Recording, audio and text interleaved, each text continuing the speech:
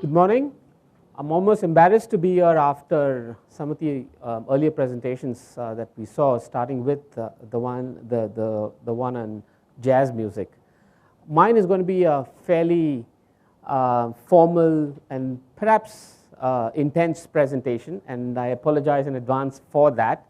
But let me start by asking, how many of you sat glued to your television sets and watched the outcome of the state elections recently? Good. So it's a much smarter audience that did not sit glued to the television sets. If you did, then there would be certain views and opinions that you formed of the outcomes of those elections, consciously or subconsciously shaped by the media narratives around in television and in print. Don't believe any of it. Why do I say this? That's the purpose of my talk today. The point that I will do over the next course of 20 minutes is to take data that is publicly and already available, do some simple work and analysis around it to show you how most media narratives of electoral outcomes that we hear are just pie in the sky narratives. Let's start with the most recent election of 2014. So the 2014 election was fairly a landmark election in the sense that a single party won a majority in the Lok Sabha since 1984. If you looked at the media narratives, and generally perhaps we still believe that the 2014 Lok Sabha election was a tsunami that swept the nation. The entire nation of India placed its faith in one person, or it was the entire nation voted for this one political party or one leader. I will tell you that the 2014 electoral victory of the BJP-led NDA was the least national of all electoral victories in the history of Indian elections. Why do I say that? When we talk about national victory, when we talk about a wave sweeping the nation, we assume it's fairly widespread. It pans across the length and breadth of the country. It goes to the north, the west, the east, and the south. The north and west of India, what I call Hindi states, either Hindi speaking or Hindi understanding, Maharashtra included, Punjab, and form 60% of all voters of India. The south and the east form 40%. So it's not 50-50, but it's fairly there. It's 60-40.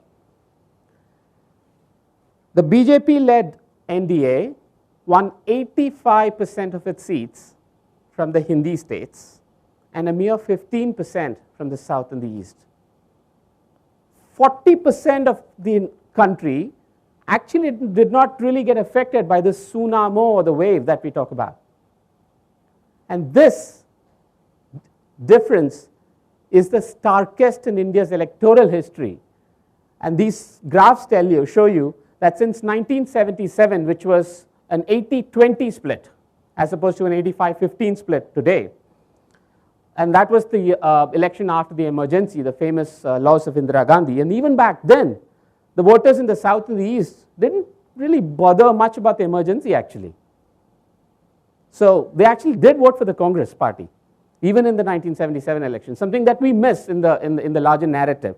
So this narrative that there was a big national wave that swept the nation is perhaps a bit far-fetched, as the data shows. And more importantly, BJP-led NDA won 90% of all the seats that were on offer in the Hindi states and a mere 20% in the non-Hindi states. So this difference is perhaps the starkest in India's electoral history.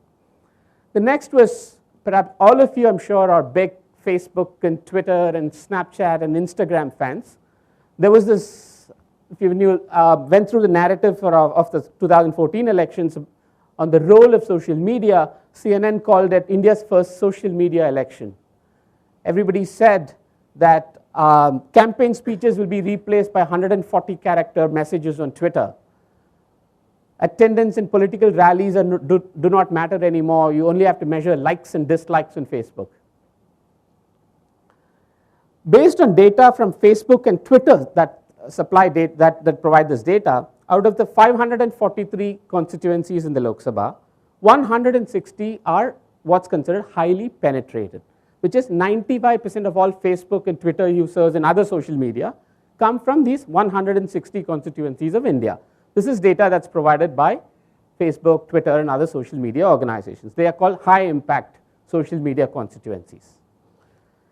In these 160 constituencies, more than 70% of the winner or the runner-up, the number one or the number two candidate, had no social media presence in the 2014 election.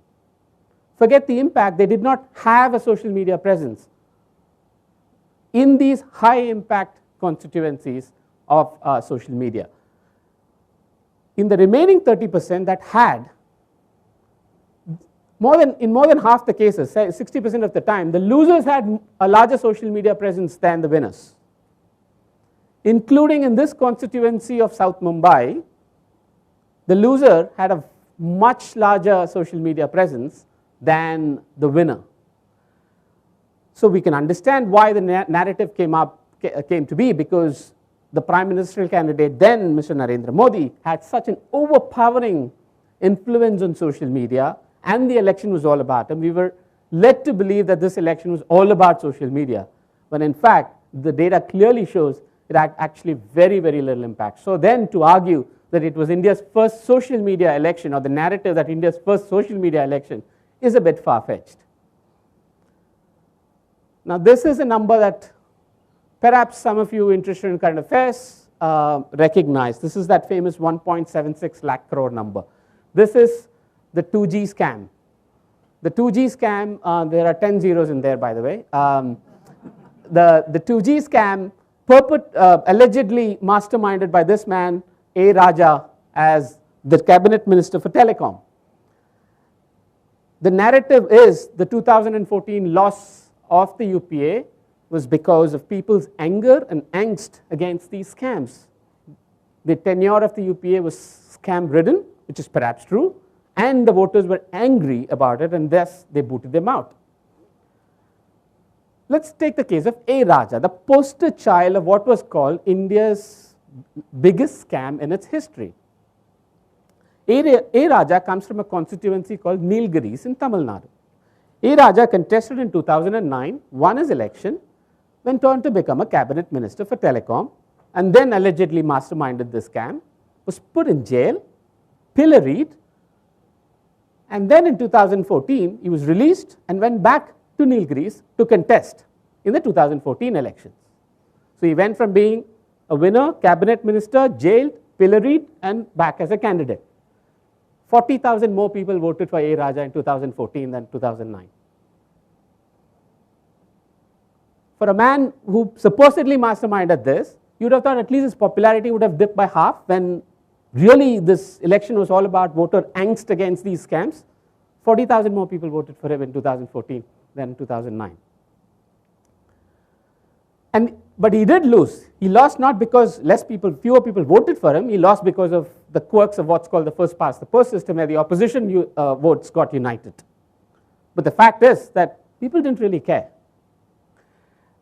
Another case is one of Lalu Prasad Yadav, who was convicted and could not contest the 2014 election. So what does he do? Feels his wife in the same constituency, 15% more voters vote for his wife, knowing fully well that the person cannot contest because he's been convicted of corruption. So then to argue that the entire 2014 election was about corruption and about scams is a bit far-fetched, isn't it? So for those of you that are economists in this academy, this is a favorite narrative, which is, or rather I would say a hope, that voters vote for development, and development as measured through GDP growth. And there is increasingly a larger narrative about how GDP growth matters. GDP growth really impacts electoral outcomes. So what does the analysis say? The analysis is fairly straightforward here. When we look at about 250 million voter choices over a 15-year period, and you compare GDP as measured through agriculture GDP, state GDP, national GDP, and ask the question, if GDP is higher, did the incumbent government get rewarded? And if the GDP was lower, were they punished? Absolutely no evidence of any of that. So there is no evidence. In fact, when an incumbent wins or loses an election, there is no relationship to whether GDP growth was higher or lower, either in the year of the election or during the entire 5 years of the tenure of the government, all of that. So then the narrative that development, now voters vote for development, again is without any evidence. The other similar economic parameter is about price rise. Our voters get angry about price rise, and that has an inordinately large impact on electoral outcomes. And price rise is measured through inflation in economic terms. And when we look at the data, inflation, and this is inflation is measured through, say, a CPI inflation, either at the national level or at the state level. The purple line here shows the inflation, the CPI inflation index. The red lines are the ones where the incumbent government lost a re-election, and the green lines are the ones where an incumbent government won the re-election. So if price rise was really an issue, as measured by inflation numbers, then when inflation is high, incumbent government should be thrown out. And when inflation is low, perhaps even if they're not re-elected, perhaps it should not matter as much. But this clearly shows that there is no relationship. The number of times incumbent gets re-elected is almost the same during times of high inflation or low inflation, and the number of times that the incumbent gets thrown out is around the same during times of low inflation and high inflation. This is not to argue that the price rise does not matter. This is not to argue that it does not have an impact. It perhaps does. But to say that this plays a very, very important role in determining electoral outcomes is again a bit far-fetched. Let's move to the next one, please. So this is another one about the 2009 Lok Sabha elections. When the UPA came back to power in the 2009 elections, the hero of this victory was supposed to be the Rural Employment Guarantee Scheme, what's called the Mahatma Gandhi Rural Employment Guarantee Scheme. And the narrative was that this scheme really helped the poor, and the poor voted for the Congress back, and thus they are back in power, and hence we are only going to follow such policies going forward. And this is a somewhat complex slide, but I'll explain. So this shows disbursement of Narega wages, which is Narega cash being paid to people in districts, and the vote share of the Congress-led UPA across the 12 largest states. Now, if there was indeed a relationship where people were so happy that because of Narega that they voted for the Congress, and then this should have been like starting off small as a bubble and bubbling up across a diagonal line, because there are districts where there's been no Narega, and there are districts where there has been very heavy Narega payments made. And the Congress vote share or the UPA vote share should have varied significantly. This shows that this is nothing but just a random smattering of bubbles with no relationship whatsoever. The only perhaps closest relationship you can see is in this, which is the state of Tamil Nadu, but really across most of the states there's no relationship. And the last narrative that I'll come to, I'm running out of time here, is because we just concluded these state elections, the generally accepted narrative is voters are so astute that they vote differently, they know that they vote differently between a state election and a Lok Sabha election. And this is a fairly well entrenched narrative that whenever you talk to people, people say, okay, no, but this is a state election, that's a national election, so people vote differently. We tested about 300 million voter choices in over 15 years in 16 different elections. And what did we test? When voters were handed 2 ballots at the same time, simultaneous elections, for your state election and for the Lok Sabha election, how do they vote? All else is common, all else is the same. When you were handed 2 ballots at the same time, 77% of the time voters voted for the same party in both. There is no evidence to suggest that voters vote differently between the state and the national elections. So, you know, very often I'm asked, so what does explain electoral outcomes? So fine, you've said all of these are wrong, don't believe any of this. So what is the explanation? And the simple answer is we don't know. And my argument is, a we don't know is a perfectly acceptable and perhaps a more judicious answer to the question than putting out false narratives. And why is it that we don't know?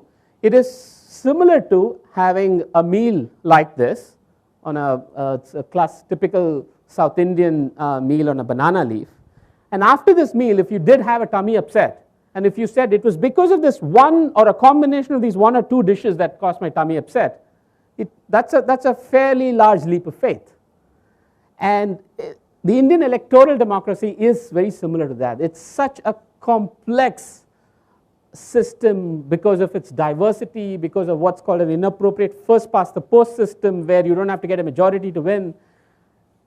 Determining factors that influence and impact electoral outcomes are very, very difficult. But by attributing false narratives to outcomes, we run the risk of going down a completely wrong policy path because we think this is what cost a victory or a defeat of a political party. Thank you.